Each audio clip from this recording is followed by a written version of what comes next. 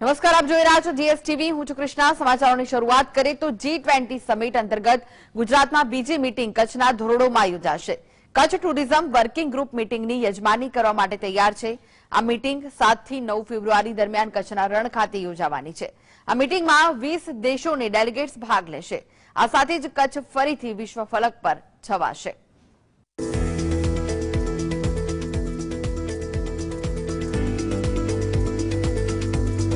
વડાપ્રધાન નરેન્દ્ર મોદીના નેતૃત્વમાં G20ની અધ્યક્ષતાથી વિશ્વના તમામ દેશોનું ભારત તરફ ધ્યાન ખેંચાયું છે. ભારત માટે G20ની અધ્યક્ષતા દેશના ઇતિહાસમાં નિર્ણાયક બની રહેશે, કેમ કે તે આઝાદી કા અમૃત મહોત્સવ સાથે એકરૂપ થશે.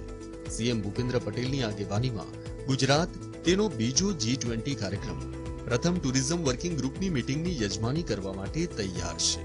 આ મીટિંગ 7 થી 9 ફેબ્રુઆરી દરમિયાન કચ્છના રણ ખાતે યોજાશે.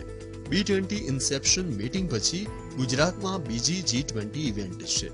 કચ્છમાં યોજાનારી પ્રથમ ટુરિઝમ વર્કિંગ ગ્રુપની મીટિંગમાં કેન્દ્રીય પ્રવાસન મંત્રી જી કિશન રેડ્ડી અને મત્સ્ય ઉદ્યોગ અને પશુપાલન મંત્રી પુરુષોત્તમ રૂપાલા હાજર રહેશે. ટુરિઝમ વર્કિંગ ગ્રુપ મીટિંગમાં 5 મુખ્ય મુદ્દાઓ પર ફોકસ કરાશે. ગ્રીન ટુરિઝમ, ડિજિટલાઇઝેશન, કૌશલ્ય, ટુરિઝમ MSMEs, ડેસ્ટિનેશન મેનેજમેન્ટ.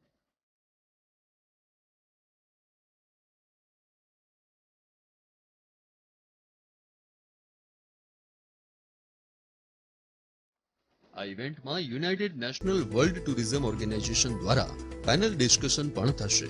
આ સિવાય UNESCO, united nations environment programme, Asian development bank, international labour organization પણ ટુરિઝમ વર્કિંગ ગ્રુપની મીટિંગમાં ભાગ લેશે. જે રીતે મેં વાત કરી કે જે G20 કન્ટ્રીઝ છે અને બીજા ઇન્વાઇટેડ કન્ટ્રીઝ અને આંતરરાષ્ટ્રીય સંગઠનો છે, એમાં વિશ્વની લગભગ 70% પોપ્યુલેશનનો સમાવેશ થાય છે. ચાઇના, બ્રાઝિલ, ઇન્ડિયા, બધી જેટલા પણ કન્ટ્રીઝ છે એમને આપણે ગુજરાતના અને ભારતના જેટલા પણ ટુરિસ્ટ ડેસ્ટિનેશન્સ છે એના વિષયમાં ભારતના કલ્ચર, ભારતની જે આર્ટવર્ક છે, ભારતની જે હિસ્ટ્રી છે, એ બધી વસ્તુઓથી માહિતગાર કરશું તો ઓબ્વિયસલી એ લોકો ત્યાં પોતપોતાના દેશોમાં જઈને અને મીડિયાના માધ્યમથી એ લોકો ગુજરાતની વસ્તુઓને પણ સમજશે અને એ રીતે અમે લોકો જે છે ને આપણી વસ્તુ જે પ્રેઝન્ટ કરશું એમની સામે અને એનાથી સ્વાભાવિક રીતે ટુરિઝમનો વિકાસ થશે, કારણ કે ત્યાંથી ઇન્ટરનેશનલ જે ટુરિસ્ટ છે એ લોકો પણ અહીંયા આવશે અને જોશે બધી વસ્તુ. ઉલ્લેખનીય છે કે પીએમ મોદી જ્યારે ગુજરાતમાં મુખ્યમંત્રી હતા ત્યારે કચ્છનું રણ વૈશ્વિક પ્રવાસન સ્થળ બન્યું છે. આજે મુખ્યમંત્રી ભૂપેન્દ્ર પટેલ કચ્છને એક સમૃદ્ધ પ્રવાસન અર્થતંત્ર બનાવવાના તેમના વારસાને આગળ ધપાવી રહ્યા છે. આ પ્રયાસોના કારણે કચ્છે તેના વાઇબ્રન્ટ પ્રવાસન અર્થતંત્ર અને સમૃદ્ધ સંસ્કૃતિ, કલા અને પરંપરાના કારણે વૈશ્વિક પ્રવાસનના નકશા પર એક છાપ ઊભી કરી છે. 10 जो इनवाइटी कंट्रीज है और 15 इंटरनेशनल ऑर्गेनाइजेशंस है, उनके जो रिप्रेजेंटेटिव्स आएंगे उनको एक बेहतर एक्सपीरियंस देने की व्यवस्था कर रहे हैं, बट साथ में ही ये बेहतर एक्सपीरियंस सभी को, गुजरात के सिटीजन्स को भी मिले, इस तरह से हमारा पूरा आयोजन चल रहा है. इस इवेंट को हम एक बहुत ही पॉजिटिव डायरेक्शन में ले जा रहे हैं, बहुत ही अच्छी तरीके से इसको यूटिलाइज करना चाहते हैं. रण, व्हाइट रण विश्व के नक्शे पे, टूरिज्म मैप पे प्रोमिनेंटली आए, उसके लिए प्रयास चल रहा है और ये सारे जो मेहमान गुजरात के आ रहे हैं उनको एक अच्छा अनुभव हो और अच्छा अनुभव लेके जाए और इनके अनुभव से हम सीखें, ऐसा हमारा प्रयास रहेगा. ટુરિઝમ વર્કિંગ ગ્રુપ હેઠળ વધુ 2 કાર્યક્રમોનું આયોજન કરવામાં આવ્યું છે. 7 ફેબ્રુઆરીએ પ્રવાસન નીતિ ગ્રામીણ વિકાસમાં પ્રવાસનના યોગદાનને કેવી રીતે સમર્થન આપી શકે તે વિષય પર એક પેનલ ડિસ્કશન યોજાશે, જેમાં આંતરરાષ્ટ્રીય સંસ્થાઓ અને વિદેશના ડેલિગેટ્સ ભાગ લેશે. 7 ફેબ્રુઆરીએ કચ્છમાં પધારેલા પ્રતિનિધિઓને કચ્છના સફેદ રણની મુલાકાત લેવાનો મોકો મળશે. મુખ્યમંત્રી ભૂપેન્દ્ર પટેલ પ્રતિનિધિઓ માટે કચ્છ વિસ્તારના સમૃદ્ધ વારસાને પ્રદર્શિત કરતા સાંસ્કૃતિક કાર્યક્રમનું અને ગાલા ડિનરનું આયોજન કરાશે.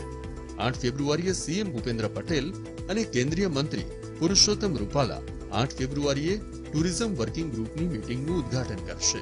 ત્યારબાદ 5 મુખ્ય મુદ્દાઓ પર વર્કિંગ સેશન્સ યોજાશે.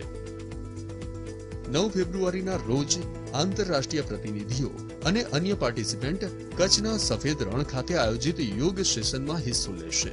ત્યારબાદ તેઓ હડપ્પન સંસ્કૃતિની યુનેસ્કો હેરિટેજ સાઇટ ધોળાવીરાની પણ મુલાકાત લેશે.